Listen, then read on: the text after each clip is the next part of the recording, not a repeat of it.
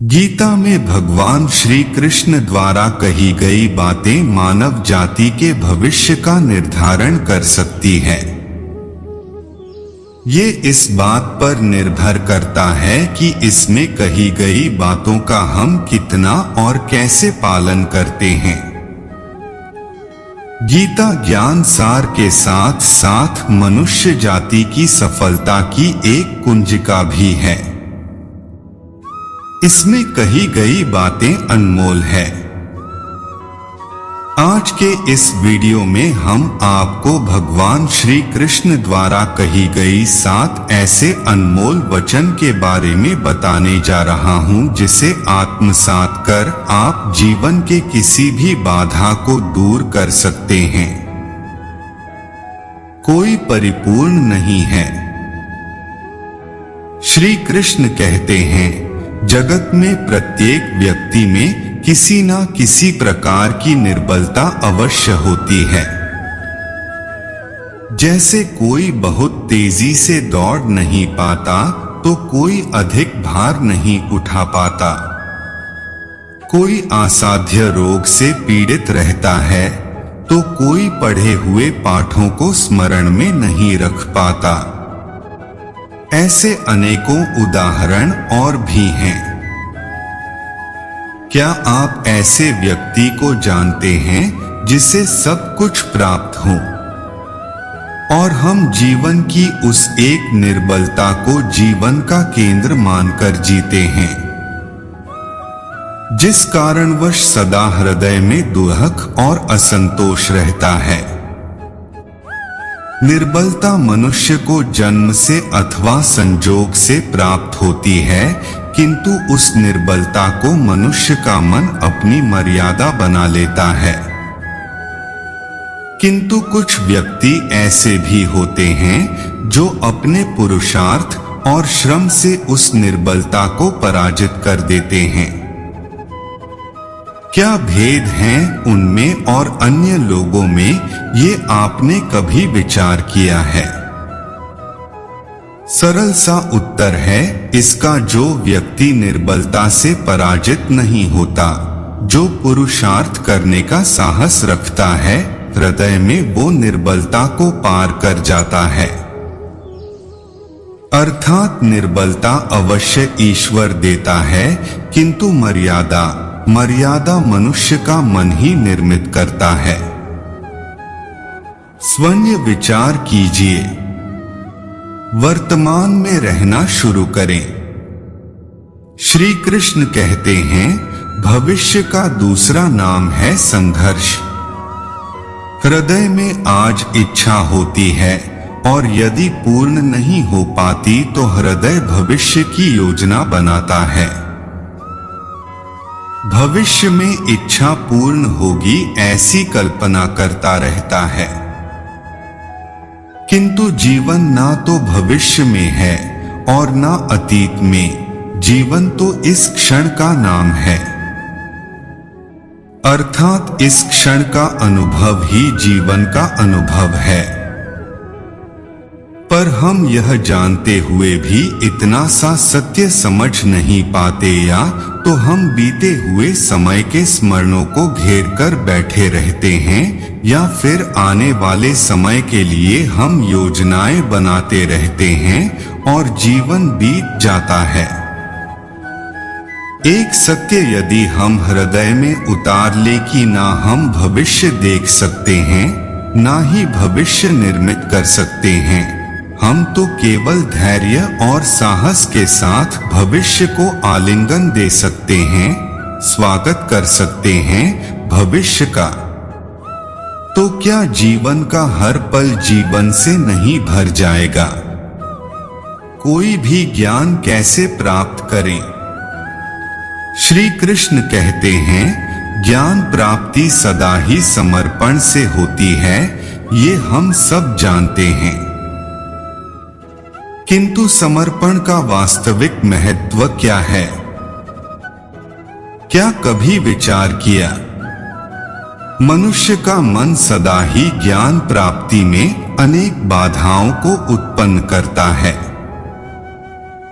कभी किसी अन्य विद्यार्थी से ईर्ष्या हो जाती है, कभी पढ़ाए हुए पाठों पर संदेह होने लगता है और कभी गुरु द्वारा दिया गया दंड मन को अहंकार से भर देता है। नहीं, क्या ऐसा नहीं होता? ना जाने कैसे कैसे विचार मन को भटकाते हैं और मन के इसी अयोग्य स्थिति के कारण हम ज्ञान प्राप्त नहीं कर पाते। मन की योग्य स्थिति केवल समर्पण से प्राप्त होती है। समर्पण मनुष्य के अहंकार का नाश करता है। ईर्ष्या, महत्वाकांक्षा आदि भावनाओं को दूर कर हृदय को शांत करता है और मन को एकाग्र करता है। वास्तव में ईश्वर की सृष्टि में ना ज्ञान की मर्यादा है, ना ज्ञानियों की। गुरु दत्तात्रेय ने तो गाय और श्वान से भी ज्ञान प्राप्त कर लिया था। अर्थात विषय ब्रह्मा ज्ञान का हो या जीवन के ज्ञान का या गुरुकुल में प्राप्त होने वाले ज्ञान का, उसकी प्राप्ति के लिए गुरु से अधिक महत्व है उस गुरु के प्रति हमारा समर्पण। क्या ये सत्य नहीं? धर्म संकट को जाने। श्री कृष्ण कहते हैं, प्रत्येक मनुष्य के जीवन में ऐसा क्षण अवश्य आता है जब सारे स्वप्न, सारी आशाएं, सारी दृश्य ध्वस्त हो जाते हैं। जीवन की सारी योजनाएं बिखर जाती है। एक ओर धर्म होता है और दूसरी ओर दुहक, इसी को धर्म संकट कहते हैं। जब धर्म का वहन ही संकट हो और धर्म का त्याग ही दुहक हो, विचार कीजिए, कभी किसी स्वजन के विरुद्ध सत्य बोलने का अवसर प्राप्त हो जाता है, कभी ठीक दरिद्रता के समय सरलता से चोरी करने का मार्ग प्राप्त हो जाता है, कभी किसी शक्तिशाली राजनेता या राजा के कर्मचारी का अधर्म प्रकट हो जाता है। सबके जीवन में ऐसी घटना बनती ही रहती है। अधिकतर लोग ऐसे किसी क्षण को धर्म संकट के रूप में जान ही नहीं पाते। हमें किसी प्रकार के संघर्ष का अनुभव ही नहीं होता। सहजता से सुख की ओर खींचे चले जाते हैं, जैसे मक्खी गुड़ की ओर खींची चली जाती है। वास्तव में धर्म संकट का क्षण ईश्वर के निकट जाने का क्षण होता है। यदि हम संघर्षों से भयभीत ना हो, सुख की ओर आकर्षित ना हो, अपने धर्म पर दृढ़ रहें तो ईश्वर का साक्षात्कार दूर नहीं। पवन से युद्ध करने वाला पत्ता भी यदि पेड़ से गिरता है तो भी आकाश की ओर उड़ता है। पवन से झुकाने वाली घास वही भूमि पर रह जाता है। सरथस्थ धर्म संकट से यदि हम संकट को ही टाल दें, सुख तो मिलता है, जीवन बढ़ता है, किंतु क्या चरित्र नहीं टूटता? क्या आत्मा दरिद्र नहीं हो जाती? क्या ईश्वर से अंतर नहीं हो जाता? स्वयं विचार कीजिए। रिश्तों में खटास का कारण। श्री कृष्ण कहते हैं, दो व्यक्ति जब निकट आते हैं तो एक दूसरे के लिए सीमाएं और मर्यादाएं निर्मित करने का प्रयत्न अवश्य करते हैं। हम यदि सारे संबंधों पर विचार करेंगे तो देखेंगे कि इन सारे संबंधों का आधार यही सीमाएं हैं जो हम दूसरों के लिए निर्मित करते हैं। और यदि अनजाने में भी कोई इन सीमाओं को तोड़ता है तो उसी क्षण हमारा हृदय क्रोध से भर जाता है। इन सीमाओं का वास्तविक रूप क्या है, क्या हमने कभी विचार किया है? सीमाओं के द्वारा हम दूसरे व्यक्ति को निर्णय करने की अनुमति नहीं देते हैं। अपना निर्णय उस व्यक्ति पर थोपते हैं, अर्थात किसी की स्वतंत्रता को अस्वीकार करते हैं। और जब स्वतंत्रता को अस्वीकार्य किया जाता है तो उसका हृदय दुहक से भर जाता है, और जब वो सीमाओं को तोड़ता है तो हमारा हृदय क्रोध से भर जाता है। क्या ऐसा नहीं होता? और यदि एक दूसरे की स्वतंत्रता का सम्मान किया जाए तो किसी मर्यादाओं या सीमाओं की आवश्यकता ही नहीं होगी। अर्थात जिस प्रकार स्वीकार्य किसी संबंध का देह है, क्या वैसे ही स्वतंत्रता किसी संबंध की आत्मा नहीं? स्वयं विचार कीजिए। सत्य की परिभाषा। श्री कृष्ण कहते हैं, सबके जवान में ऐसा प्रसंग अवश्य आता है कि सत्य कहने का निश्चय होता है हृदय में, किंतु मुख से सत्य निकल नहीं पाता।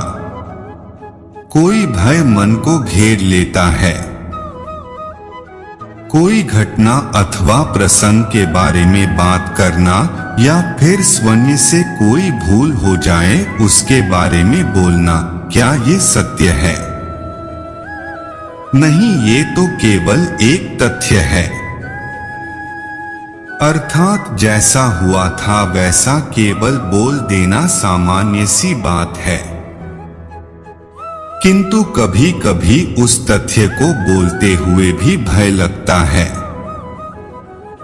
कदाचित किसी दूसरे की भावनाओं का विचार आता है, मन में दूसरे को दुहक होगा, ये भय भी रोकता है। तो ये सत्य क्या है? क्या हमने कभी विचार किया है? जब भय रहते हुए भी कोई तथ्य बोलता है तो वो सत्य कहलाता है। वास्तव में सत्य कुछ और नहीं, निर्भयता का दूसरा नाम है। और निर्भय होने का कोई समय नहीं होता, क्योंकि निर्भयता आत्मा का स्वभाव है। अर्थात प्रत्येक क्षण क्या सत्य बोलने का क्षण नहीं होता। स्वयं विचार कीजिए, टॉपर कैसे बने? श्री कृष्ण कहते हैं, श्रेष्ठता का क्या अर्थ है? श्रेष्ठता का अर्थ है दूसरों से अधिक ज्ञान प्राप्त करना। अर्थात मूल्य इस बात का नहीं कि स्वयं कितना ज्ञान प्राप्त किया, मूल्य इस बात का है कि प्राप्त किया हुआ ज्ञान अन्य लोगों से कितना अधिक है। अर्थात श्रेष्ठता की इच्छा ज्ञान प्राप्ति को भी एक स्पर्धा बना देती है। और स्पर्धा में विजय अंतिम कब होती है? कुछ समय के लिए तो श्रेष्ठ बना जा सकता है, किंतु सदा के लिए कोई श्रेष्ठ नहीं रह पाता। फिर वही असंतोष, पीड़ा और संघर्ष जन्म लेता है। किंतु श्रेष्ठ बनने के बदले यदि उत्तम बनने का प्रयत्न करें तो क्या होगा? उत्तम का अर्थ है कि जितना प्राप्त करने योग्य है वो सब प्राप्त करना, किसी से अधिक पाने की इच्छा से नहीं, मात्र आत्मा की तृप्ति हेतु कुछ प्राप्त करना। उत्तम के मार्ग पर किसी अन्य से स्पर्धा नहीं होती, स्वयं अपने आप से स्पर्धा होती है। अर्थात उत्तम बनने का प्रयत्न करने वाले को देर बेर सारा ज्ञान प्राप्त हो जाता है। बिना प्रयत्न के ही वो श्रेष्ठ बन जाता है। किंतु जो श्रेष्ठ बनाने का प्रयत्न करता है वो श्रेष्ठ बने या नहीं बने उत्तम कभी नहीं बन पाता।